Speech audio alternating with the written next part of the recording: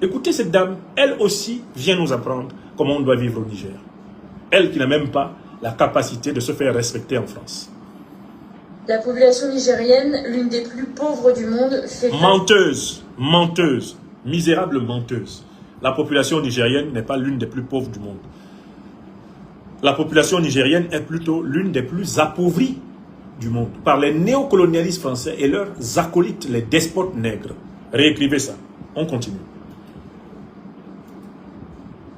Aujourd'hui à une insécurité croissante. Cette insécurité a été organisée par l'OTAN.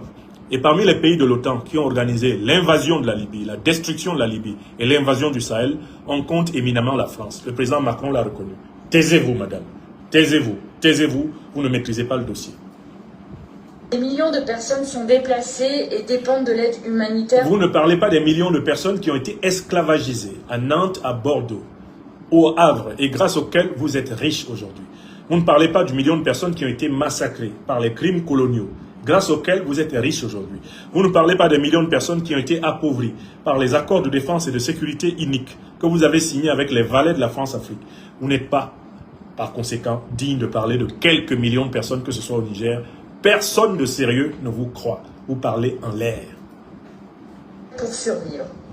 Dans ce contexte, la décision de la junte de dissoudre massivement... Madame, à la tête de la France, il y a une junte. Quand vous parlez de junte, commencez par reconnaître d'abord la junte française. Car Macron n'a plus de légitimité démocratique, si jamais il en a eu une. Par ailleurs, la 5e République a été fondée par un chef rebelle, un putschiste, un chef de junte, le général de Gaulle. C'est strictement vrai. Vous pouvez aller vérifier. Les ONG et d'expulser les organisations internationales. Et par les ONG, dans la plupart de ces pays, pendant longtemps, ont été des lieux où se cachent les espions. Les agents des renseignements généraux français, les renseignements généraux occidentaux ont souvent été déguisés en agents des ONG pour infiltrer l'Afrique, renseigner les puissances néocolonialistes et nuire à la paix, à la sécurité, à la stabilité du continent. Voilà pourquoi un toilettage est en train de se faire dans toutes les ONG, qui sont en réalité le refuge des barbouzes maquillées et déguisées. Dramatique. Soyons clairs, la junte ne pourra pas remplacer ces acteurs humanitaires. Il est urgent de leur permettre... La République du Niger ne veut remplacer aucun acteur humanitaire. Ils sont partis à Banapéoupéou, Gassi, Amiens, c'est fini. Ils sont partis, on ne les remplace pas.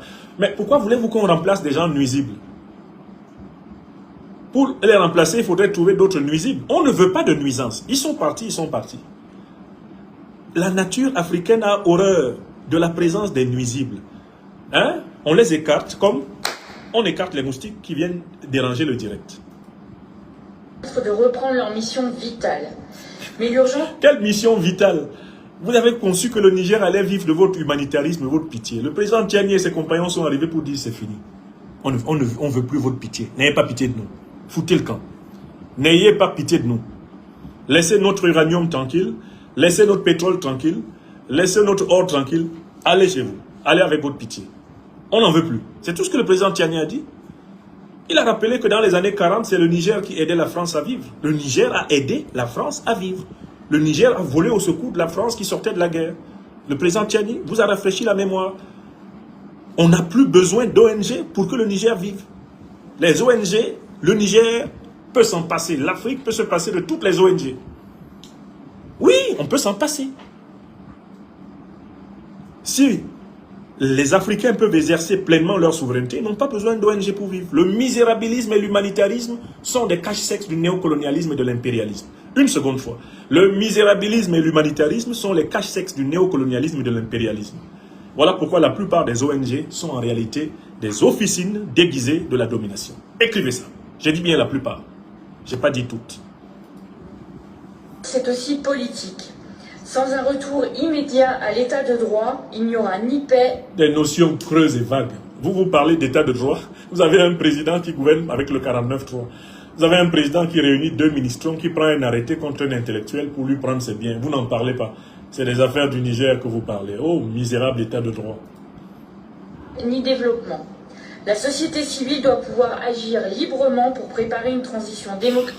La société civile africaine n'a pas besoin de vous. Occupez-vous de vos propres problèmes. Vous avez perdu toutes vos libertés, partout en Europe. Occupez-vous de vos propres problèmes. On vous entraîne dans une guerre contre la Russie. On vous entraîne dans une guerre contre l'Iran. Vous n'êtes même pas capable d'empêcher vos tyrans de vous entraîner à l'abattoir. Vous vous inquiétez des sociétés civiles africaines qui vous demandent juste de leur foutre la paix. Est-ce que vous comprenez? Foutez-leur la paix. Pratique rapide et crédible. Enfin, tous les prisonniers politiques doivent être libérés, y compris Mohamed Bazoum, car sans liberté fondamentale, sans respect de l'état de... C'est pas votre affaire. Il sera libéré quand la justice nigérienne estimera que le temps a sonné. C'est pas votre affaire. Occupez-vous des prisonniers politiques en Europe, notamment les salariés que vous ponctionnez à mort par des hausses d'impôts abusives. Les salariés qui ne peuvent plus acheter le carburant à la pompe. Ce sont des prisonniers politiques. À travers l'étranglement fiscal, à travers l'étranglement des prix, mais les Français, les Européens sont des prisonniers politiques. On leur crée des conditions économiques de nature à les entretenir dans la prison du crédit, la prison du fisc, la prison de la surveillance, la prison de la vaccination au forceps, etc. Mais les véritables prisonniers sont les peuples moutonisés européens qui sont dirigés par une élite corrompue dont ils sont de moins en moins capables de se débarrasser. Ils se contentent de subir leur vie en regardant BFM TV et LCI le soir. Et ils croient vraiment qu'ils sont libres. On croit aussi qu'on est libre. Quand on est dans un troupeau de moutons bien épais et qu'on marche en suivant la bête chef, alors que la bête chef va elle-même vers le précipice. Droit, et il ne peut y avoir de stabilité durable pour le peuple nigérien.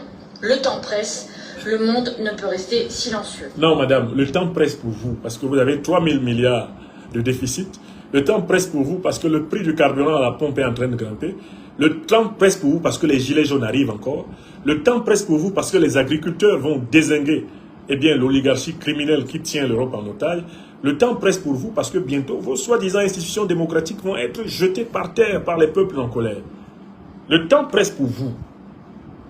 Vous avez la montre, l'Afrique a le temps. Ça fait 600 ans que l'Afrique vous subissait. L'Afrique a survécu, elle est hyper résiliente. Donc c'est urgent pour vous. Mais ici en Afrique, la décision est irréversible. L'urgence en Afrique, c'est la souveraineté. Vous avez compris ça? C'est-à-dire que vous n'ayez plus rien à dire dans les affaires africaines. Voilà l'urgence. Voilà l'urgence. Que vous n'ayez plus rien à dire dans les affaires africaines. C'est cela l'urgence. Est-ce que vous comprenez? Il faut que vous réussissiez à comprendre cela. Continuons. Merci beaucoup. Nathalie Loiseau. Voilà, maintenant, Madame Nathalie Loiseau va parler. Merci, Monsieur le Président. Espérons qu'elle va voler un peu plus haut. Depuis 3 ans, des militaires ont pris le pouvoir au Niger à la faveur d'un coup d'État. Depuis, le président Bazoum est détenu. Les militaires français qui aidaient le Niger à combattre le terrorisme... Menteuse. Les militaires français n'aidaient pas le Niger à combattre le terrorisme. Ils étaient là pour stabiliser le terrorisme afin de continuer à contrôler les richesses du Niger. Écrivez ça. Ont été priés de partir. Non, ils n'ont pas été priés de partir. Ils ont été sommés de partir. En français, il faut vous exprimer d'une manière claire. C'était un ordre. Ce n'était pas une supplication. Quel est le bilan de ces 3 années? Il est hélas catastrophique. Menteuse. Niger... C'est un bilan, hélas, extraordinairement positif. Depuis que l'armée française a foutu le camp, wallahi billahi talaï, le Niger respire.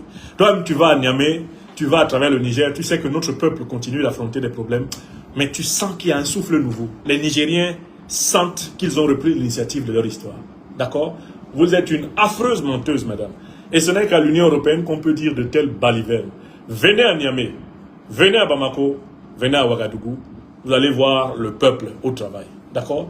Ils n'ont pas votre temps, les Nigériens. Ils sont très occupés, ils sont en train d'exploiter les réserves pétrolières d'Academ. Ils sont en train de gérer leur uranium.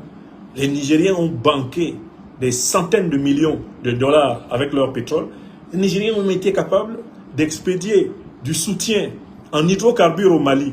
Quand vos mercenaires essayaient d'étrangler le Mali, taisez-vous, madame. On dit il n'y a rien dans jalousie. Vous ne connaissez pas la chanson qui est à Ouagadougou? Tout arrangement, il y a un dérangement. Tout arrangement, oh, il y a un dérangement. Quand tu es content, ça fait mal à quelqu'un. Écoutez, le Niger est content, ça vous fait mal. Mais c'est la vie. Content, pas content, content quand même. Le Niger n'est pas devenu un paradis sur terre, il est en train de le devenir. Parce qu'il s'est débarrassé de la tutelle du néocolonialisme français. Et je vous dis que la grande tutelle qui va tomber bientôt, c'est le franc CFA. Une fois qu'on s'en est débarrassé, vous allez vous démerder comme des grands. Vous allez arrêter de voler les richesses des Africains et des Africaines pour vous donner l'allure d'une grande puissance que vous n'êtes pas.